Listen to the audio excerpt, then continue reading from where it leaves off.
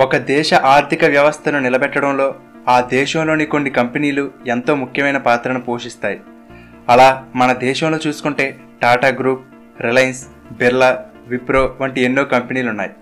వీటిలో రిలయన్స్ సామ్రాజ్యం గురించి ఇప్పుడు మనం తెలుసుకుందాం. ధీరూభాయ్ అంబానీ గారు మరణించిన తరువాత అన్నదమ్ముల మధ్య వచ్చిన గొడవల కారణంగా ఆ కంపెనీ ఎలా విడిపోయింది, వాళ్ళిద్దరి మధ్యలో జరిగిన గొడవలేంటి, వీళ్లలో ఎవరెవరు ఏ వ్యాపారాలు నడిపిస్తున్నారు, ముఖేష్ అంబానీ ఇండియాలోనే అత్యంత ధనవంతుడిగా ఎలా ఎదిగారు, తమ్ముడు లక్షల కోట్ల ఆస్తిని కోల్పోయి ఎలా అప్పుల్లో కూరుకుపోయాడు, ముఖేష్ అంబానీ తాను సక్సెస్ అవ్వడానికి పాటించిన సూత్రాలేమిటి, అనిల్ అంబానీ చేసిన తప్పులేమిటి, ఇలా మన దేశ చరిత్రను మార్చిన రిలయన్స్ చరిత్రను ఇప్పుడు తెలుసుకుందాం. రిలయన్స్ గ్రూప్ సామ్రాజ్యానికి పునాదులు వేసింది ధీరూభాయ్ అంబానీ గారు. ఒకప్పుడు ఉద్యోగం కోసం వేరే దేశం వెళ్ళిపోయి పెట్రోల్ బంకులో పనిచేసి తరువాత ఇండియాకి వచ్చి పెద్దగా చదువు డబ్బు లేకపోయినా సరే చిన్నగా ఇంపోర్ట్ ఎక్స్పోర్ట్ చేసే రిలయన్స్ అనే కంపెనీని స్టార్ట్ చేశారు.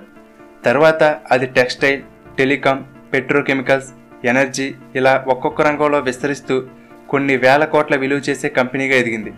ఇంత పెద్ద రిలయన్స్ గ్రూప్ని ధీరూభాయ్ అంబానీ గారు ఎలా నిర్మించారు అనేది ఆల్రెడీ ఒక వీడియో చేశాను. ఆ వీడియో లింక్ డిస్క్రిప్షన్లో ఇచ్చాను. ధీరూభాయ్ అంబానీ గారు బ్రతికున్నంతకాలం వాళ్ళ ఇద్దరి కొడుకులైన ముఖేష్ అంబానీ, అనిల్ అంబానీ కూడా అదే కంపెనీలో కలిసి పనిచేసేవారు. అయితే అనారోగ్యం కారణంగా జూలై 2, 2002లో ధీరూభాయ్ అంబానీ గారు మరణించారు. కానీ అప్పటి వరకు అంతా బాగానే ఉండడంతో ఆస్తికి సంబంధించి ఎటువంటి వీలునామా రాయలేదు. ఆయన మరణించిన తర్వాత పెద్ద కొడుకు ముఖేష్ అంబానీ రిలయన్స్ గ్రూప్కి చైర్మన్గా, ఎండీగా బాధ్యతలు తీసుకున్నారు. తమ్ముడు అనిల్ అంబానీ వైస్ చైర్మన్గా, బోర్డు మెంబర్స్లో ఒకరిగా ఉండేవారు. మొదట్లో కొంతకాలం బాగానే నడిచింది. తర్వాత మెల్లగా గొడవలు మొదలయ్యాయి. కంపెనీలో మొత్తం ఆధిపత్యం ముఖేష్ అంబానీయే చెలాయిస్తున్నాడని అనిల్ అంబానీ, తనకి చెప్పకుండా బిజినెస్ వ్యవహారాల్లో అనిల్ అంబానీ సొంత నిర్ణయాలు తీసుకుంటున్నాడని ముఖేష్ అంబానీ, ఇలా ఒకరి మీద ఒకరు విమర్శలు చేసుకోవడం మొదలుపెట్టారు. ఈ గొడవలు కాస్త ఆస్తి పంపకం వరకు వచ్చాయి. అప్పుడు వాళ్ళ అమ్మగారు కోకిల బెన్ రంగంలోకి దిగి ఆస్తి పంపకం చేయడం కోసం వాళ్ళ కుటుంబానికి ఆప్తుడు, అలాగే అప్పటి ఐసిఐసిఐ బ్యాంక్ సీఈఓగా పనిచేస్తున్న కేవి కామత్ని సహాయం చేయమని అడిగారు. అప్పుడు రిలయన్స్ గ్రూపులోని కంపెనీలన్నింటినీ 2 భాగాలుగా విభజించారు. పెట్రోల్ని ప్రొడ్యూస్ చేసే రిలయన్స్ ఇండస్ట్రీస్ మరియు ఐపీసీఎల్ని ఒకవైపు, Reliance power, Reliance communications, Reliance infrastructure, Reliance capital, Reliance entertainment, Reliance natural resources ఈ కంపెనీలన్నింటినీ ఒకవైపు ఉంచారు. ముఖేష్ అంబానీ చదివింది కెమికల్, అలాగే పెట్రోలియం రంగంలో పట్టు ఉంది కాబట్టి తాను రిలయన్స్ ఇండస్ట్రీస్ అండ్ ఐపీసీఎల్ని తీసుకున్నారు. అనిల్ అంబానీకి ఫైనాన్స్లో మంచి నాలెడ్జ్ ఉంది కాబట్టి వీటిని ఎంచుకున్నారు.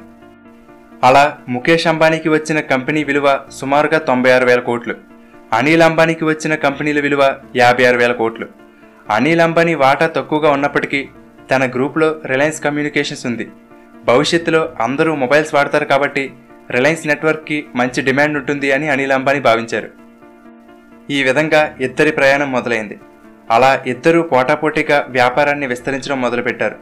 2006లో ఇండియాలో అత్యంత ధనవంతుల జాబితాలో ముఖేష్ అంబానీ 2వ స్థానంలో ఉంటే అనిల్ అంబానీ 3వ స్థానంలో నిలిచారు. అయితే ఇక్కడితో గొడవలు చల్లారలేదు. 2006లో గ్యాస్ కాంట్రాక్ట్లో గొడవలు జరిగాయి. రిలయన్స్ కంపెనీ ఒకటిగా ఉన్నప్పుడు రిలయన్స్ ఇండస్ట్రీస్ నుండి వచ్చే గ్యాస్ని తక్కువ ధరకే రిలయన్స్ పవర్ ప్లాంట్లకి వాడేవారు. కానీ అవి విడిపోయిన తర్వాత గ్యాస్ సెక్షన్ ముఖేష్ అంబానీకి వెళ్ళింది, రిలయన్స్ పవర్ అనిల్ అంబానీకి వెళ్ళింది. సో ఎప్పటిలాగానే గ్యాస్ని తక్కువ ధరకి సరఫరా చేయాలని అనిల్ అంబానీ, మార్కెట్లో ఏ రేటు ఉంటే ఆ రేటుకే గ్యాస్ సప్లై చేస్తానని ముఖేష్ అంబానీ, ఇలా ఇద్దరు అన్నదమ్ముల మధ్య గొడవలు జరిగాయి. అయితే ఆ రోజుల్లో రిలయన్స్ అనేది చాలా పెద్ద కంపెనీ. అందువల్ల వీటి తగాదాలకు సంబంధించి ఏవైనా వార్తలు బయటకు వస్తే ఇండియన్ స్టాక్ మార్కెట్లు కుప్పకూలిపోయేవి. దేశ ఆర్థిక వ్యవస్థ దెబ్బతింటుంది అనే ఉద్దేశంతో చివరికి దీనిలో కేంద్ర ప్రభుత్వం ఎంటర్ అయింది. చమురు మరియు గ్యాస్ ఇవన్నీ కూడా దేశ సంపదని, వాటిని ఏ ధరకే అమ్మాలని ప్రభుత్వం నిర్ణయిస్తుందో ఆ ధరకే అమ్మాలని తీర్పు ఇచ్చింది. ఇది అనిల్ అంబానీకి పెద్ద దెబ్బ అయింది. ఎక్కువ ధరకే గ్యాస్ని కొని పవర్ ప్లాంట్ని నడపవలసి వచ్చింది. ఒకవైపు ముఖేష్ అంబానీకి పెట్రోల్ బిజినెస్ నుండి మంచి లాభాలు రావడం మొదలయ్యాయి. జామ్నగర్లో ఉన్నటువంటి ఆయిల్ రిఫైనరీ ప్రపంచంలోనే అతిపెద్దది. దాని మీద వచ్చిన లాభాలను ముఖేష్ అంబానీ రిటైల్ బిజినెస్లో ఇన్వెస్ట్ చేశారు. Reliance fresh, Reliance mart, Reliance digital, Reliance wellness, Reliance trends, Reliance footprint, Reliance jewels, Reliance time out, Reliance autozone ఇలా ఇప్పుడు దేశమంతా ఈ స్టోర్లు విస్తరించున్నాయి. మరొక వైపు అనిల్ అంబానీ భవిష్యత్తులో మొబైల్స్ వాడకం పెరుగుతుంది అని ఊహించింది నిజమే అయింది. కానీ టెలికాం రంగంలో ఎయిర్టెల్, ఐడియా, వొడాఫోన్ వంటి దిగ్గజాలను అనిల్ అంబానీ ఎదుర్కోలేకపోయారు. అలాగే రిలయన్స్ ఇన్ఫ్రాస్ట్రక్చర్ మరియు రిలయన్స్ పవర్ కంపెనీలను నడిపించడానికి ఎక్కువ మొత్తంలో డబ్బు కావాలి. దానికి కావలసిన డబ్బును అనిల్ అంబానీ బ్యాంకుల నుండి అప్పుగా తీసుకున్నారు. ఇదిలా ఉంటే ముఖేష్ అంబానీ నెట్వర్క్ 18 అనే మీడియా గ్రూప్లో వాటా తీసుకున్నారు. అలాగే ఐపీఎల్లో ముంబై ఇండియన్స్ టీంని కొన్నారు.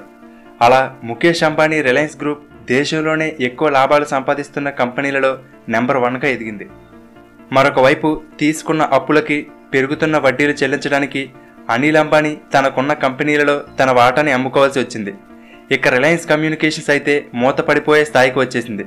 డీల్ ప్రకారం ఒకరున్న బిజినెస్లోకి మరొకరు రాకూడదు. కానీ అనిల్ అంబానీ రిలయన్స్ కమ్యూనికేషన్స్ దివాలా తీసే స్థితిలో ఉంది కాబట్టి ముఖేష్ అంబానీ ఆ రంగంలోకి రావడానికి అనిల్ అంబానీ అనుమతిచ్చారు. అప్పుడు వచ్చింది జియో. జియో గురించి పరిచయం అవసరం లేదు. అప్పట్లో జియో ఒక సంచలనమైంది. 2016 సెప్టెంబర్లో అఫీషియల్గా లాంచ్ అయిన ఒక్క నెలలోనే 1,60,00,000 మంది జియోలో చేరారు. ఒక్క సంవత్సరంలో ఆ సంఖ్య 13 కోట్లకు చేరుకుంది. జియో దెబ్బకు అప్పటి వరకు లీడర్గా ఉన్న ఎయిర్టెల్కి భారీ నష్టాలు వచ్చాయి. ఐడియా, వొడాఫోన్ కలిసిపోయాయి. కొన్ని కంపెనీలు ఏకంగా కనుమరుగైపోయాయి. చివరికి అనిల్ అంబానీ అప్పులు తీర్చడం కోసం ఆర్కామ్కి చెందిన 1,78,000 కిలోమీటర్ల ఫైబర్ ఆప్టిక్ నెట్వర్క్ని 3,000 కోట్లకి ముఖేష్ అంబానీకి అమ్మేశారు. అలా తనకి బలంగా ఉంటుంది అనుకున్న రిలయన్స్ నెట్వర్క్ కూడా మూతపడిపోయింది.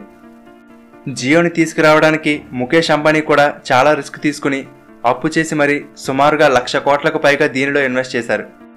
జియో వచ్చిన తర్వాత ముఖేష్ అంబానీ దశ మారిపోయింది. ఇప్పుడు జియోని 30 కోట్ల మందికి పైగా వాడుతున్నారు. జియో రాకముందు మొబైల్ డేటా ఎక్కువగా వాడుతున్న దేశాలలో ఇండియా 150వ స్థానంలో ఉండేది.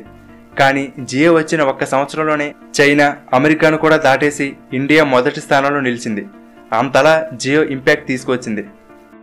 అందుకే 2018లో ఫార్చ్యూన్ మ్యాగజైన్ ప్రకటించే ప్రపంచాన్ని మార్చిన కంపెనీల జాబితాలో జియో మొదటి స్థానంలో నిలిచింది. అంతేకాదు, జియో వచ్చిన తర్వాత ఆలీబాబా ఫౌండర్ జాక్ మాని కూడా దాటేసి ఆసియాలోనే అత్యంత ధనవంతుల జాబితాలో నెంబర్ 1 ప్లేస్లో ఉన్నారు ముఖేష్ అంబానీ. కానీ మరొక పక్క అనిల్ అంబానీ స్వీడన్కి చెందిన ఎరిక్సన్ అనే కంపెనీకి 550 కోట్ల రూపాయలు చెల్లించవలసి వచ్చినప్పుడు అది చెల్లించకపోతే జైలు శిక్ష తప్పదు అని సుప్రీంకోర్టు తీర్పు ఇచ్చింది. కానీ అనిల్ అంబానీ దగ్గర చెల్లించడానికి డబ్బులు లేవు. అప్పుడు ముఖేష్ అంబానీ ఆ డబ్బు చెల్లించి తన తమ్ముడిని కాపాడారు. అలాగే రఫేల్ డీల్కి సంబంధించి అనిల్ అంబానీ మీద కొన్ని ఎలిగేషన్స్ రావడం, ఇవన్నీ కూడా అనిల్ అంబానీ కంపెనీల మీద ప్రభావం చూపించడంతో అనిల్ అంబానీ కంపెనీలన్నీ కూడా నష్టపోయాయి.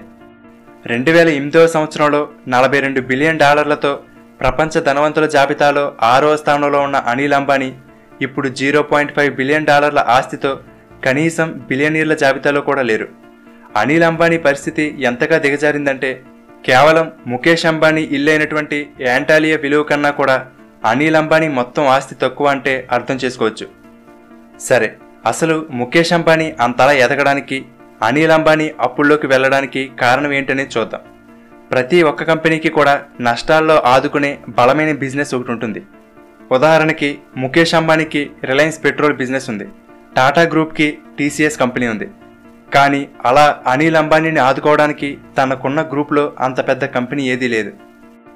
ముఖేష్ అంబానీ పూర్తిగా బిజినెస్ మీద దృష్టి పెడితే అనిల్ అంబానీ మధ్యలో రాజకీయాల్లోకి వెళ్లారు. వీళ్ళ నాన్నగారు ధీరూభాయ్ అంబానీ ఇంత సామ్రాజ్యాన్ని నిర్మించడానికి కొన్ని సూత్రాలను పాటించారు. వాటిలో కొన్ని ప్రభుత్వంతో చక్కటి స్నేహబంధం కలిగి ఉండడం, మీడియాను మేనేజ్ చేయడం, రిస్క్ తీసుకుని పెద్ద పెద్ద ప్రాజెక్టులు పూర్తి చేయడం, కంపెనీలో పెట్టుబడి పెట్టిన ఇన్వెస్టర్ల సంపదను పెంచడం. మనం గమనిస్తే ముఖేష్ అంబానీ వీటన్నిటినీ ఫాలో అయినట్లు కనిపిస్తుంది. ముఖేష్ అంబానీ కేంద్రంలో ఏ ప్రభుత్వం ఉన్నా సరే వాళ్లతో మంచి సంబంధాలు కలిగి ఉంటారు. నెట్వర్క్ 18 అనే మీడియా కంపెనీలో వాటా ఉంది. రిలయన్స్ రిటైల్ బిజినెస్లో కానీ, జియోని తీసుకురావడంలో కానీ ముఖేష్ అంబానీ చాలా రిస్క్ తీసుకున్నారు. రిలయన్స్ గ్రూప్లో ఇన్వెస్ట్ చేసిన వారి సంపద కొన్ని 100 రెట్లు పెరిగింది. ఇవన్నీ పాటించారు కాబట్టే ముఖేష్ అంబానీ బిజినెస్లో సక్సెస్ అవ్వగలిగారు. ఇప్పుడు ముఖేష్ అంబానీకి చెందిన రిలయన్స్ గ్రూప్ ఎంత పెద్దదంటే మన గవర్నమెంట్కి కస్టమ్స్ అండ్ ఎక్సైజ్ డ్యూటీగా వస్తున్న ఆదాయంలో 5% రిలయన్స్ కంపెనీ నుండే వస్తుంది. అలాగే ఇండియాలో ఎక్కువ ట్యాక్స్ పే చేస్తున్న ప్రైవేట్ కంపెనీ ఇదే. ఇప్పుడు ముఖేష్ అంబానీ ప్రపంచంలో అత్యంత శక్తివంతమైన వాళ్ళలో ఒకరిగా ఉన్నారు. అలాగే $50 బిలియన్ ఆస్తితో ప్రపంచ ధనవంతుల జాబితాలో 13వ స్థానంలో ఉన్నారు. కానీ ఈయన రతన్ టాటా, అజీం ప్రేమ్జీలా ఎక్కువ మొత్తం సేవా కార్యక్రమాలకు వెచ్చించకపోయినా రిలయన్స్ ఫౌండేషన్స్ ద్వారా కొన్ని చారిటబుల్ వర్క్స్ చేస్తున్నారు. అయితే జియోని ప్రారంభించి అతి తక్కువ ధరలకే సర్వీసెస్ అందించడంతో సామాన్య ప్రజలకు కొంతవరకు మంచి చేశారని చెప్పాలి. మరొక పక్క అనిల్ అంబానీ అప్పులు తీర్చడానికి ఒక్కొక్క కంపెనీని అమ్మేసుకుంటూ ఉన్న కంపెనీలో వాటాలు తగ్గించుకుంటూ ఉండడంతో అనిల్ అంబానీ దాదాపు తన ఆస్తినంతా కోల్పోయారు. అలాగని ఇక్కడతో ఈయన పని అయిపోయిందని కాదు.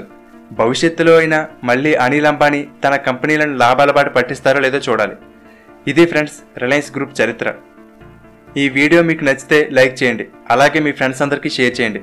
ఇటువంటి మరిన్ని వీడియోలను మిస్ కాకుండా చూడడానికి తెలుగుబడి ఛానల్కి సబ్స్క్రైబ్ చేసుకుని పక్కనే ఉన్న బెల్ బటన్ని యాక్టివేట్ చేసుకోండి. వీడియో కింద ఉన్న డిస్క్రిప్షన్లో ఇచ్చిన లింక్ మీద క్లిక్ చేసి పబ్లిక్ వైబ్ యాప్ని డౌన్లోడ్ చేసుకోండి. Thank you for watching.